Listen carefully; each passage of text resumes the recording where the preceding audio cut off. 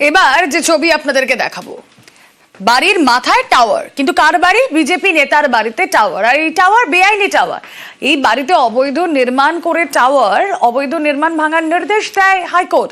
হাইকোর্টের নির্দেশকে বুড়ো আঙুল বিজেপি নেতার। আর বিজেপি নেতা তুফানদের বিরুদ্ধে অভিযোগ। পানিহাটির আগরপাড়ার ঘটনা। কথা বলবো, আমাদের প্রতিনিধি সুবীর রয়েছেন সঙ্গে। সুবীর, দেখো, পানিহাটি পৌরসভার অন্তর্গত আগরপাড়া সরকার বাগান এলাকাতে এভাবেই বিজেপি নেতা তুফানদের বাড়িতে ওপরে একদম অবৈধ নির্মাণ করে তার উপরে একদম বেসরকারি মোবাইল কোম্পানির যে টাওয়ার, সেই টাওয়ার বসানোর অভিযোগ বিজেপি নেতার বিরুদ্ধে। এবং এই নিয়ে এলাকারই এক ব্যক্তি তিনি কিন্তু হাইকোর্টে মামলা দায়ের করেন, কারণ এই যে টাওয়ার সেটা কিন্তু একদম নির্দেশ অমান্য করে বসানো হয়েছে, অনুমতি না নিয়ে বসানো হয়েছে, এবং এর থেকে যে রেডিয়েশন ছড়াচ্ছে তাতে কিন্তু অনেক মানুষের সমস্যা হচ্ছে। এবং এই নিয়ে যখন মামলা হয় তখন হাইকোর্ট নির্দেশ দেয় পানিহাটি পৌরসভাকে যে অবিলম্বে এই গোটা বিষয়টিকে তদন্ত করে দেখার। সেই নির্দেশ অনুযায়ী পানিহাটি পৌরসভার পক্ষ থেকে যারা ইঞ্জিনিয়ার রয়েছেন তারা কিন্তু এই পুরো ঘটনা তদন্ত করেন, এবং তদন্ত করে তারা জানতে পারেন যে একদম সম্পূর্ণ অনুমতি না নিয়ে বেআইনিভাবে এই গোটা বিষয়টি কিন্তু করেছে বিজেপি নেতা তুফান দে। এবং এই বিজেপি নেতার কিন্তু পরিচয় তিনি প্রাক্তন মন্ডল সভাপতি। এবং এই যখন তদন্ত উঠে আসে গোটা বিষয়টি, তারপরে কিন্তু নড়ে চড়ে বসে পানিহাটি পৌরসভা, এবং পৌরসভার পৌরপ্রধান সোমনাথ দে পরিষ্কারভাবে জানিয়েছেন যে একদম আধিকারিকদের সঙ্গে বৈঠক করা হবে, এবং বৈঠকের পরে কিন্তু উপযুক্ত ব্যবস্থা নেওয়া হবে, এবং হাইকোর্টের নির্দেশকে মান্যতা দিয়ে কিন্তু পৌরসভা যা আইনানুগ ব্যবস্থা নেওয়ার সেটা কিন্তু নেবে। পাশাপাশি বিজেপি নেতা যিনি রয়েছেন তিনি কিন্তু পরিষ্কার বিষয়টি স্বীকার করে নিয়েছেন। তার পাশাপাশি তিনি বলেছেন যে তিনি বিজেপি করাতেই কিন্তু তাকে চক্রান্ত করে এই ঘটনায় ফাঁসানো হচ্ছে। বেশ, আমি ব্যাপারটা জানতে পেরেছি, এবং আমি আমার সেই সময় পৌরসভায় আমি দায়িত্বে ছিলাম না। আমাদের পৌরসভাগতভাবে কোর্টের যা নির্দেশ সেই নির্দেশকে মেনে আমি একটু দেখে নিই কাগজপত্র। আমার এখনো পর্যন্ত ভাইস চেয়ারম্যান যিনি ছিলেন সেই সময় তিনিও আসেননি, ইঞ্জিনিয়ার আসেননি। আসুক, আমি বা লিগাল সেল যিনি দেখেন আসুক, এসে কি আছে না আছে দেখে আমি ডিটেলসটা করব। যেটা লিগাল সেটাই আমরা চলবে পৌরসভা। আমার টাওয়ার কিন্তু ইনলিগাল না, পানিহাটি মিউনিসিপালিটি নিজেই পারমিশন দিয়েছে টাওয়ারটার। একটা টাওয়ার বসাতে গেলে তো 3টে পিলার বা 4টে পিলার তুলে স্ট্রাকচারটার উপর তো টাওয়ারটা বসবে। ওই 4টে পিলার আর ওই স্ল্যাবটার আমার রিভাইজ প্ল্যানটা দেখানো নেই। এরা কি করলো, যেহেতু আমি বিজেপি পন্থী, কিছু বামপন্থী লোক এইটা মিলে এরা করেছে, ডিসমেন্টাল করে দাও সেটা বলেছে কোর্ট, কিন্তু প্যারালালি বলেছে যে রিভাইজ প্ল্যানটা স্যাংশন করে দেওয়ার জন্য পানিহাটি মিউনিসিপালিটিকে কনসিডার করতে বলেছে।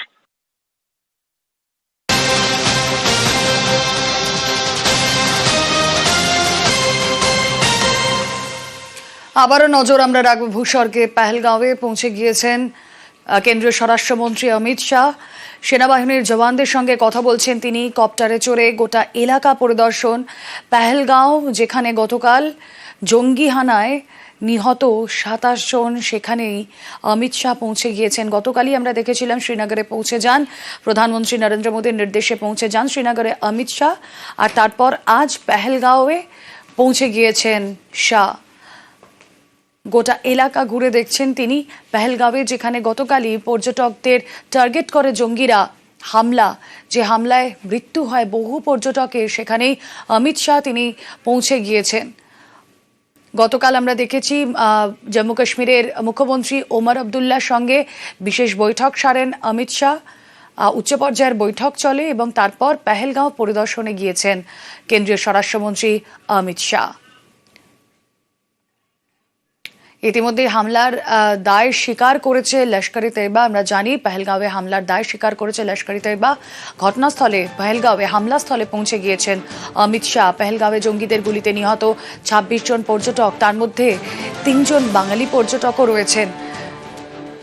পরিবার পরিজনদের হাহাকার, সমবেদনা জানিয়েছেন গতকালই প্রধানমন্ত্রী নরেন্দ্র মোদী এক্স হ্যান্ডেলে পোস্ট করে, এবং তার নির্দেশেই মোদীর ডেপুটি অমিত শাহ তিনি পৌঁছে গিয়েছেন পেহেলগাঁওয়ে। গতকালই আমরা দেখেছিলাম শ্রীনগরে পৌঁছে যান অমিত শাহ। কথা বলবো, মুদাসির কাদরি প্রতিনিধি রয়েছেন আমাদের সঙ্গে। মুদাসির, अमित शाह जी अभी पहुंच गए हैं पहलगांव, क्या चल रहा है वहाँ पे?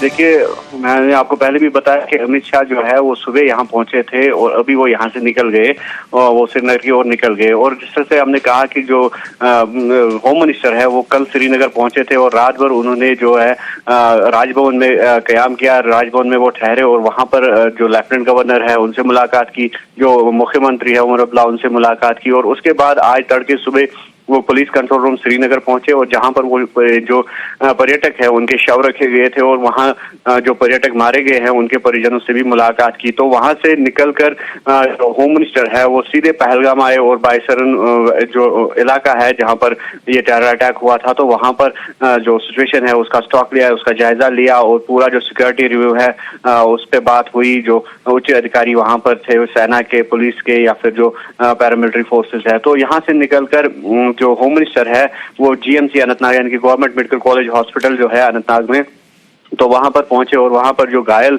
कुछ पर्यटक है जो भर्ती वहां पे किए गए थे कल, तो उनका हालचाल पूछा और उनकी खबर पुरसी की और उनसे उन्होंने मुलाकात की। तो वहां से वो सीधे जो है श्रीनगर के लिए रवाना हुए और अभी वो श्रीनगर पहुंच गए हैं और जहां पर वो सीधे तौर पर दिल्ली के लिए रवाना होंगे।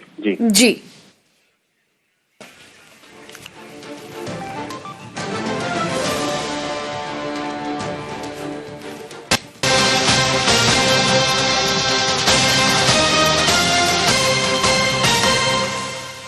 দিনাটার চাঁদনি চকের দিকে নজর রাখি আসুন। সরকারি পুকুর ভরাট আর পুকুর ভরাট জমি মাফিয়া রাতের অন্ধকারে মাটি এনে পুকুর ভরাট। স্থানীয়দের দাবি ভয়ে বাধা দিতে পারেন না। পঞ্চায়েত প্রধানের দাবি তিনি কিছু জানেন না। অভিযোগ যদি সত্যি হয় তাহলে ব্যবস্থা নেওয়ার আশ্বাস প্রধানের। আরো একবার জানিয়ে রাখি, দিনহাটার চাঁদনি চকে সরকারি পুকুর ভরাট আর পুকুর ভরাট জমি মাফিয়ার কথা বলবো।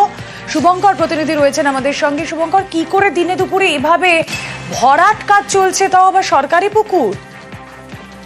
হ্যাঁ দেখো, তোমাকে একেবারে জানিয়ে রাখি, এটা হচ্ছে দিনহাটা শহর সংলগ্ন ভিলেজ 1 গ্রাম পঞ্চায়েতের চাঁদনি চক কলোনি। এখানে রাস্তার পাশে দিনহাটা বলরামপুর যে রাস্তা রয়েছে সেই রাস্তার পাশে এই ডোবা বা পুকুর রয়েছে।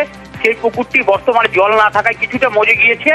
আর এই সুযোগকে কাজে লাগিয়ে স্থানীয় যারা জমি মাফিয়া তারা সেই পুকুরে ট্রলি করে মাটি এনে সেই পুকুর ভরছে। এবং যেটা অভিযোগ যে যারা পুকুর ভরাট করছে এই জমি মাফিয়া তারা এতটাই প্রভাবশালী যে স্থানীয় বাসিন্দারাও বাধা দিতে সাহস পাচ্ছেন না। ইতিমধ্যে গোটা বিষয়টি নিয়ে আমরা স্থানীয় ভিলেজ 1 গ্রাম পঞ্চায়েত প্রধানের সঙ্গে কথা বলেছিলাম। তিনি যেটা জানিয়েছেন যে তিনি বিষয়টা জানেন না, তবে নিশ্চয়ই খোঁজ নিয়ে দেখবেন যে যদি কেউ এ ধরনের পুকুর ভরাটের কাজ করে থাকে, সরকারি পুকুর ভরাটের কাজ করে থাকে, তবে গোটা বিষয়টি তিনি BLRO দপ্তরকে জানাবেন এবং আইন অনুযায়ী যা ব্যবস্থা নেওয়ার সেটাই নেওয়া হবে।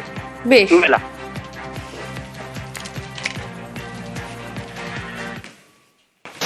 তো আমার জানা নেই জমি ভরাট হচ্ছে না পুকুর ভরাট হচ্ছে।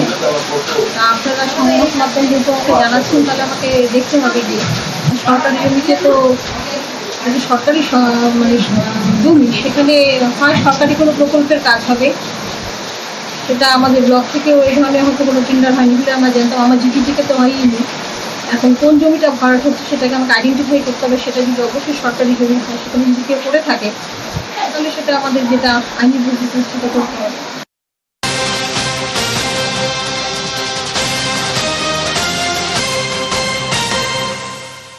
শিলান্যাসের পরেও তৈরি হয়নি সেতু। দীর্ঘদিন কেটে গেলেও সেতু না হওয়ায় ক্ষোভ তমলুকে। তাম্রলিপ্ত পুরসভার 19 নম্বর ওয়ার্ডে খালের উপর বেহাল সাঁকো। জোয়ারের সময় সাঁকো ডুবে যাওয়ায় প্রায়ই ঘটে বিপদ। বাঁশের সাঁকো পাকা করার দাবিতে সরব বাসিন্দারা। সুজিত ভৌমিক প্রতিনিধি রয়েছেন সঙ্গে। সুজিত। রুবেলা, দেখো ছবিতেই দেখা যাবে যে কিভাবে অনেক ভগ্নদশা ওই সেতুর। বাঁশের সেতু কিন্তু গুরুত্বপূর্ণ সেতু, যে সেতু পার হয়ে স্কুলে যেতে হয়, মানুষকে বাজার হাটে যেতে হয়, সেখানে হাজার হাজার মানুষ যাতায়াত করে। সেখানে কিন্তু এরকম দুর্বল সেতু, তা নিয়ে এলাকার মানুষজন কিন্তু সরব। তারা বারবার বলেন কিন্তু প্রতিশ্রুতি পান। এমনকি তাদের অভিযোগ যে ভোট এলে প্রতিশ্রুতি আসেই, সঙ্গে ফলক লাগিয়ে শিলান্যাসও পর্যন্ত হয়েছে, কিন্তু কাজের কাজ কিছু যে হয়নি এ ছবি তারই প্রমাণ। তা নিয়েই তারা কিন্তু সরব হয়েছেন। তারা বলছেন এবার আর প্রতিশ্রুতি নয়, এবার অন্তত বাস্তবের মুখ দেখুক। তমলুকের এই গুরুত্বপূর্ণ বাঁশের সেতু পাকা হোক, এমনটা তারা চাইছেন। তারা প্রশাসন, পুরসভা, পঞ্চায়েত সবার কাছে দরবার করছেন। তারা চাইছেন আর শুধুমাত্র মুখের কথায় নয়, প্রতিশ্রুতি নয়, অতি দ্রুততার সঙ্গে পাকা ব্রিজ হোক। এবং সেটা হলে এলাকার মানুষের যে সুবিধা হবে, কি কি সুবিধা হবে, সব বিষয় নিয়ে তারা কিন্তু প্রশাসনকে অবগত করেছেন। রুমেলা, তারা চাইছেন দ্রুততার সঙ্গে এখানে একটি পাকা ব্রিজ হোক। তার কারণ হিসেবে তারা যেসব কথা বলেছেন, স্কুল কলেজ রয়েছে, যাতায়াত করতে হয় এবং সঙ্গে বাজার হাটে যেতে হয়, কিন্তু এভাবে যাওয়া তাদের পক্ষে খুব কঠিন হয়। দুর্ঘটনা ঘটে, যেটা তুমি বললে, জল বাড়লেই, বর্ষা বাড়লেই কিন্তু সাঁকো ডুবে যায়। তার ফলে যাতায়াত করতে গিয়ে তাদেরকে কিন্তু রীতিমতো দুর্ভোগ পোহাতে হয়। একদম। সমস্যা মিটে যাক এমনটাই চাইছেন সকলে। বেশ বেশ রুমেলা। বেশ। দীর্ঘদিন ধরে এরকম ভগ্ন অবস্থায় পড়ে আছে, জুয়ারে ডুবে যায় পোলটা। মোটামুটি পোলটা অনেকবার হবে বলে শিলান্যাসও হয়েছিল, শিলান্যাস হয়ে পোলটা আর হয়নি।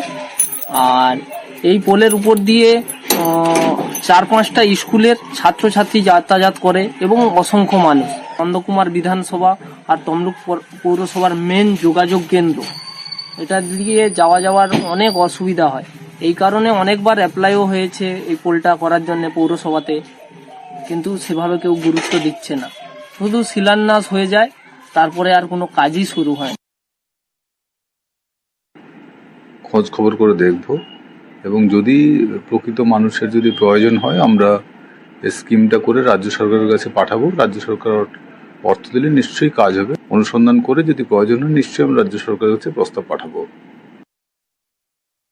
ফলকটা দিয়ে রেখেছিল যে উদ্বোধন হয়ে গেল, পাকা ব্রিজ হবে, কিন্তু মানে কার্যত সেটা যখন পরিণত হয়নি, সাধারণ পাবলিক ওখানকার ফলকটাকে ভেঙে উড়িয়ে দিয়ে ওখানে হনুমান মন্দির করেছে, হনুমান পুজো হয়। তো এমপির সঙ্গে আমার কথা হয়েছে, উনি বলেছেন যে পাকা ব্রিজ বা কাঠের ব্রিজ যদিও করে দেওয়া যায় সেটা নিশ্চয়ই করে দেবেন।